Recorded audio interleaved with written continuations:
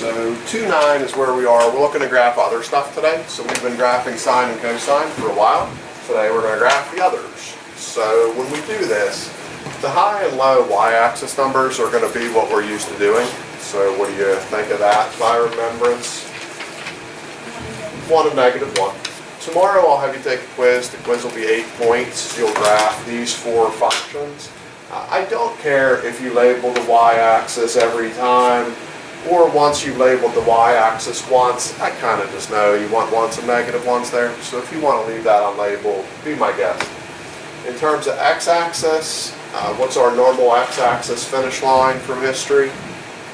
360, with halfway being 180, with halfway being 90, and half of this being 70. If you do that once, I'm kind of good with the rest of them. Like, you don't have to write those numbers every time. You can if you want to, but I don't care.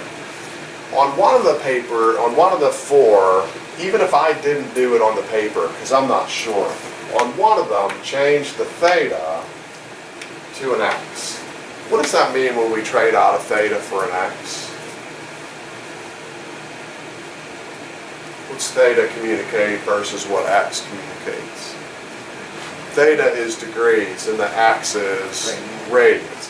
So on one of the graphs, and I don't care which one, just trade your theta for an x wherever. Then who stands in for 180? What's 180's alter ego?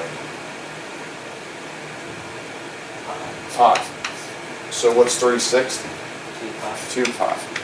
What would this be?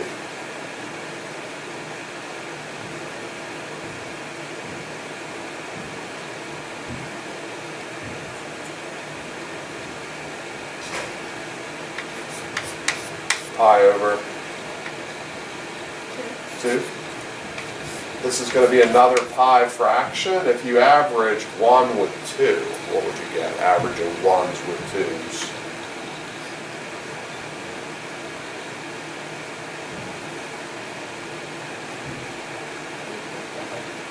Yeah, what if I want to mix, or like an improper instead of 1.5?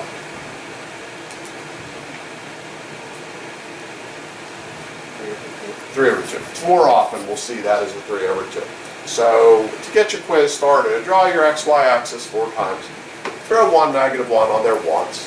Throw the 180, 360 set of numbers on there once. Anywhere, I don't care where. Throw the pi's on there once. And then other than that, I don't care if you label the axes. And then we worry about the shapes. So cosecant. Who does cosecant depend on? Sine. It's sine flipped. What is sine of 0?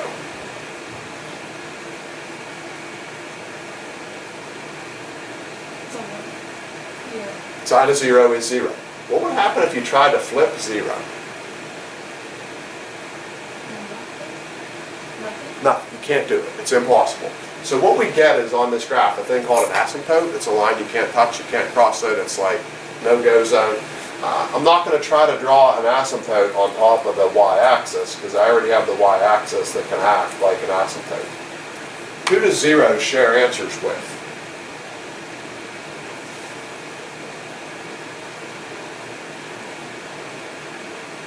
Alternative way to ask it is who does 0 share an axis with? 360. So at 360 I'll get another asymptote, but this time I can see it. Who else shares that axis with 0 and 360? 180. 180 will be another asymptote. Then let's think about 90. What's sine of 90 from your chart days? 1. If you flip 1, it's still 1. So we're still going to get a dot there at 90 lined up with 1. 270 is always almost the same as 90, but how do 270's answers differ from 90's answers?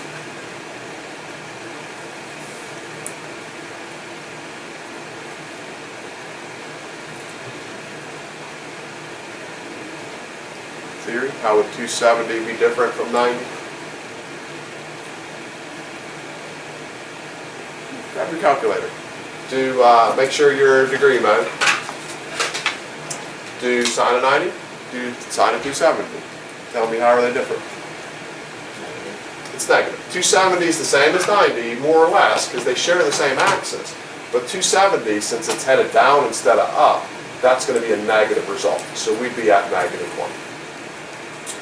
Sine, because sine was O over H, what type of fraction was sine always?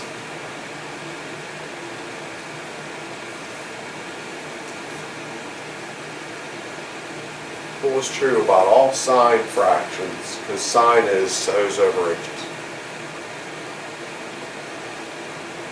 In terms of size. What's the H stand for? Okay, what's true about the hypotenuse of a triangle? It's the longest one. So this would always have to be a fraction. For sine, we'd always get a fraction where the top was smaller. We'd stay under 1. Our whole graph of sine stayed between 1 and -1. If we're flipping those kind of fractions to make cosecant, we're going to get only results that are over 1. So from here, I'm never going to go down. I can only go up. So what's going to happen here, if I'm not going to touch across this line, but I'm going to get super close to it, because that's what asymptotes do. I'll spell you that word because people don't often quite hear it the way it's supposed to be spelled. Asymptotes, P hiding in the middle. If we're going to go through this point, we're going to get close to these lines. We're not going to touch them. We have to go up. The only way we can do that is by drawing something like this. We're going to get progressively closer and closer and closer to those lines, but we're just never going to touch them. This, I'm not going to head up, I'm going to head down. So we get something that looks like this, and that's cosecant. That's something about that.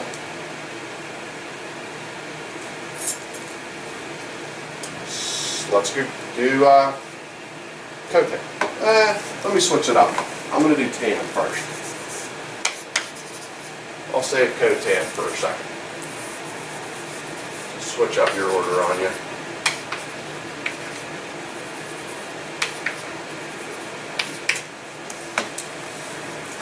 Chart, tan is 0? 0. Tan of 90? Impossible. So draw an asymptote. Who will 0 share answers with on every graph of every type? 180 and 360, so we'll just duplicate what we did. Who's 90 going to share answers with? 270, so something like this. Tan of 45 is one we know. Tan of 45? What's tan of 45? 1. So when I want to find 45, that would be halfway. Maybe you're more comfortable picturing the degree numbers. The tan of 45 is going halfway forward and then up. I'm going to just reduplicate that in a couple more spots. The tan of 45, halfway forward, go up to line up with the 1. So from this dot, when I go halfway forward, go line up with the 1. What do you think I ought to do if I go halfway backward? Go down is correct. Then I line up with -1. If I go halfway backward, I'm going to line up with -1 going down. So I'm going to have like 7 visible dots, and I'm going to place them, connect the dots. If I had to do this over on tans, I think I would have drawn my marks a little closer to the origin, because it'll make it easier for me to do what I'm about to do. So if you did that notes with pencil, maybe you want to make that change with me. But the smaller you make the gap, the easier it is to make the shape happen.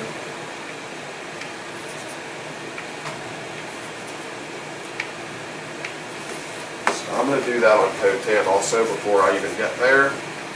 I'm going to put my 1 and my -1 kind of close to the origin just to make my life easier. We're trying to connect these dots, but not touch the asymptotes ever. So I can't go like straight line, connect the dots, because I'd be touching the asymptotes. I've got to get a curve going this way, and I've got to get a curve going that way. And for you Pittsburgh Kennywood fans, it's like the Jackrabbit double dip roller coaster if you've ridden on that ride. If not, you should try that. It's a pretty good ride. Here we do the same thing. That's the like upper part of that. Here we go down. That's like the lower part of that. Question about tan. Okay, you can pivot me a bit. I'll take a slide this way. Good. So secant. Who's secant based on? Cosine. What's the cosine of 1? Or cosine of 0, excuse me. 1. Cosine of 0 is 1. If we flip 1, it's still 1. The beginning has to share an answer with the end. And then in the middle, it's not going to be that same height. It's going to be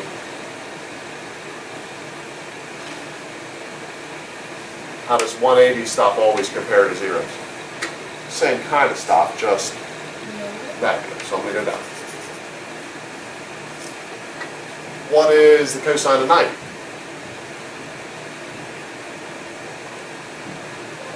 Zero. If you flip 0, can't happen. So we have to draw an asymptote. If we're doing an asymptote at 90, who else gets an asymptote? 7. Cosine was he.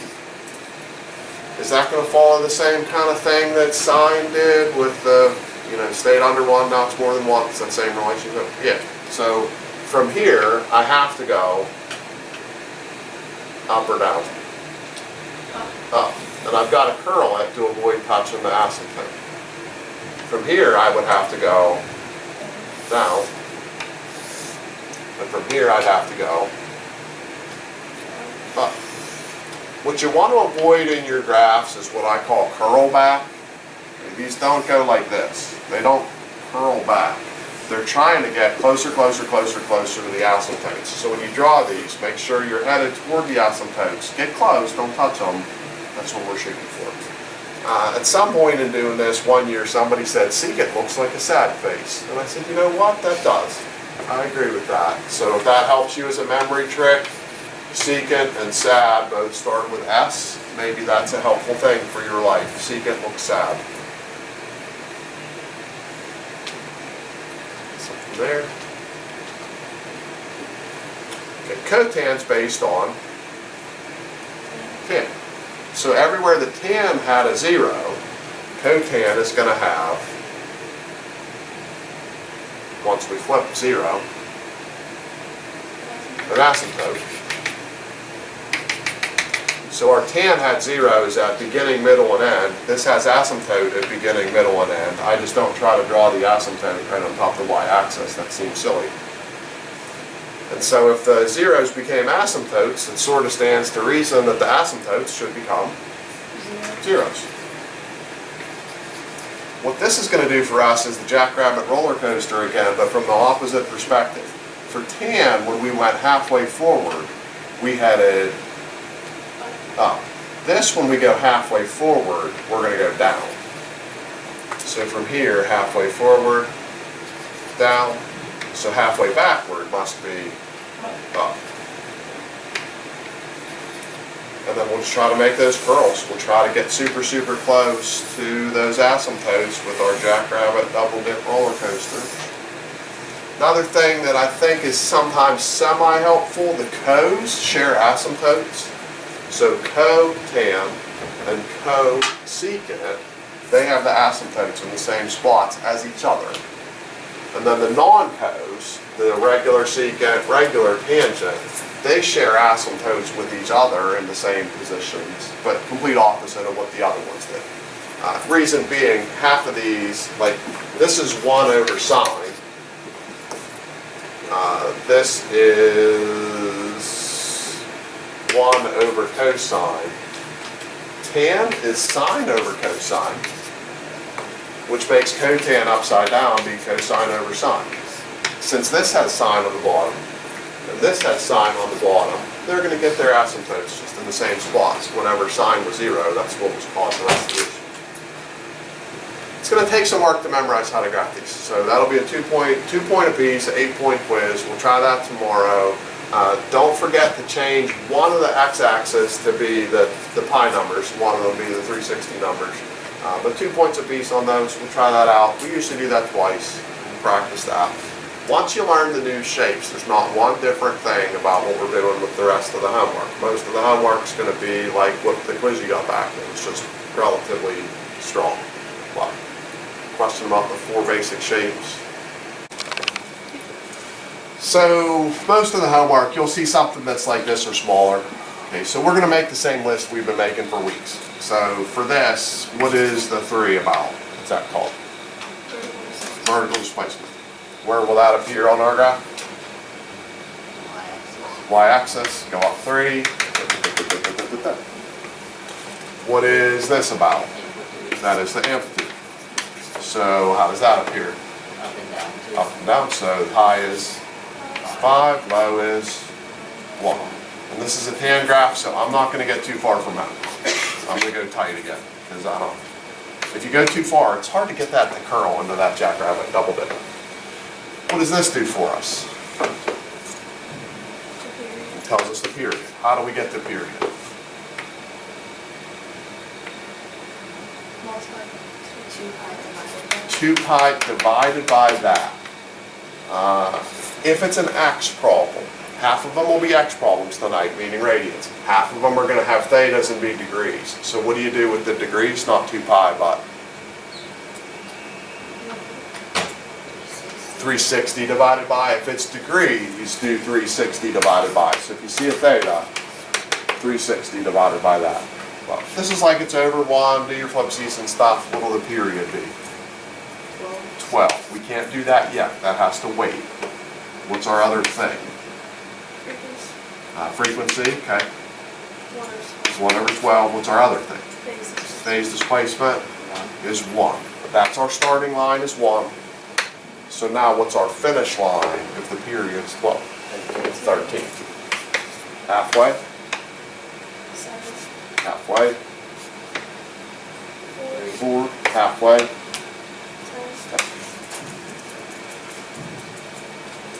None of that should seem unfamiliar. That should be like, boy, I've done this a lot. We're still doing same list, same axis making, all that same stuff. Question there? Okay, what makes this homework new is we have to transplant the tan graph eventually from our mind into this world. From right now, we can transplant the tan graph from our board into this world. On the homework from your notes into the board, but eventually we need to work those 4 new graphs into our mind. So the tan graph, when we did it over there, it started at the origin. This is now the new origin. It's the middle height, it's the starting line. The tan graph started at the origin. If I'm here for 1, who else is going to get a dot like that on this height? 7. Who else? 13. What's going to happen at the other 2? The asymptotes.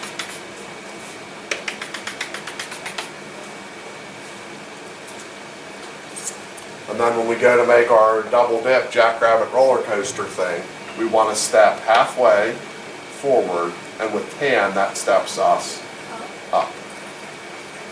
From here I can step halfway forward is an up. I can also step halfway backward, which is a down. And from here I can step halfway backward, and that's a down. 1, 2, 3, 4, 5, 6, 7 dots for tan should be visible. For cotan, there should be 6 dots visible. The asymptote scheme is just a little different. It makes cotan have 6 visible dots. Tan will have 7. And just get your curls. Curls. Curls. Curls, but don't go like that on me. You want to keep getting closer, just no touches. Question about that? If I decided to make this secant, how much of this would change? A little bit or a ton?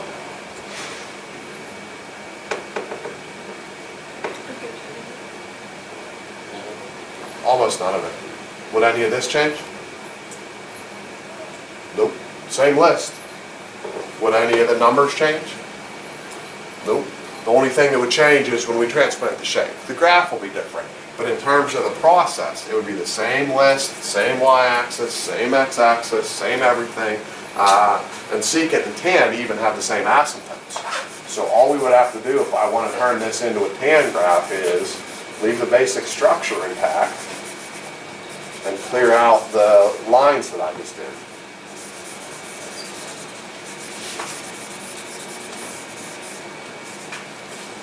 Secant is sad. Secant had 3 dots. Where would I put one of the 3 dots for a secant?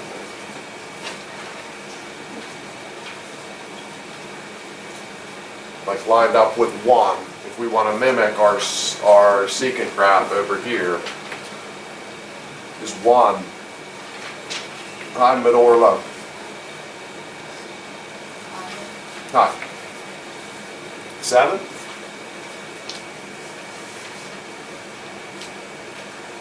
Low. 13? High. From here I need to go up. From here I'll go down. From here I'd go up. Secant is set. The only thing different is the shape making. There's nothing else different. So you'll have to get used to the new shapes, but other than that, this should be pretty familiar now. We hope. Question about what's going on with these new shapes? So again, 8-point quiz, 4 graphs, 2 points apiece. Make sure you do each axis set of numbers once. And I don't care if you label every axis.